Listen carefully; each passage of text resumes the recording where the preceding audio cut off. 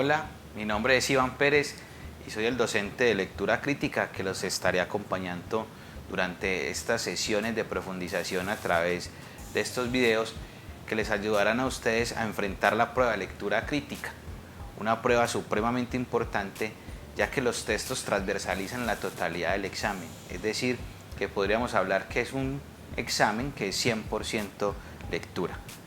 A partir de estos diferentes videos pues hemos venido conversando de algunas temáticas y hoy quiero hablarles un poco de los tipos de texto. Es fundamental que abordemos este tema ya que los textos, como lo indico, aparecen en cada una de las evaluaciones, sea de ciencias sociales, ciencias naturales, sea de inglés, sea de matemáticas y obviamente en el caso de lectura crítica son los protagonistas. El ICFES ha querido evaluar a partir de dos grandes categorías de textos, que son los textos continuos y los textos discontinuos.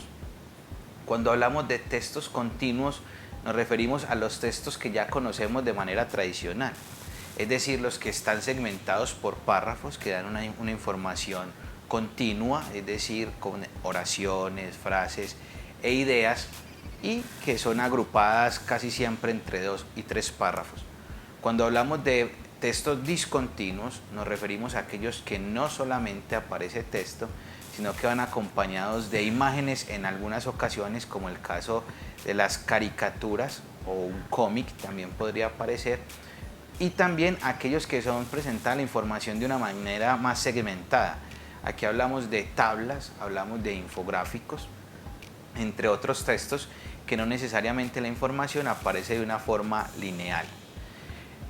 Para todos los casos es importante que nosotros sepamos de qué tipo de texto es el que estamos tratando, es decir, qué tipo de texto es el que estamos abordando en el momento de presentar la prueba. En general los textos tienen las mismas características en cuanto a una estructura general. Podríamos distinguir tres características principales de los textos, y es que los tipos de textos no se dan de forma independiente, sino que se combinan y complementan. Esto es muy importante, es decir, lo he repetido en múltiples ocasiones que todo texto tiene un contexto, es decir, los textos no se separan de un marco lógico, de un marco general, sino que deben seguir una idea que los unifica. Aquí estamos hablando de que todo texto debe tener un sentido, y ese sentido es el que se desarrolla a lo largo de la disertación que hace el autor. Otro elemento es, así un texto narrativo siempre requerirá un texto descriptivo y el expositivo del argumentativo, o viceversa. ¿A qué voy con esto? Que si bien podemos definir unas características de acuerdo a las tipologías textuales que más adelante miraremos, un texto puede depender de otro, es decir, no quiere decir que un texto expositivo no pueda tener descripciones, o que un texto narrativo no pueda exponer una información, y obviamente un texto argumentativo siempre debe partir de una información, es decir, de una exposición. En este orden de ideas, las tipologías textuales no difieren, por el contrario, se complementan. Por último, una característica también muy importante es lo que todo texto siempre debe tener, es coherencia y cohesión, para evitar que sea ambiguo y que se pueda comprender. ¿A qué vamos con esto? Y aquí es muy importante definir el tema de cohesión y coherencia.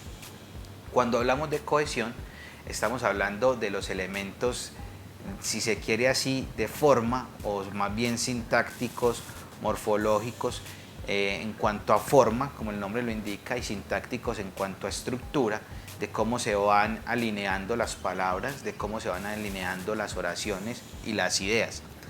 Y el segundo, que es la coherencia, hace referencia a todos los elementos, cómo se entrelazan entre sí, encontrándole un sentido al texto. Es decir, que si estamos hablando de la Revolución Francesa, no podemos hablar de una receta, en este caso. ¿Por qué? Porque estaríamos haciendo una contraposición a las ideas de los textos.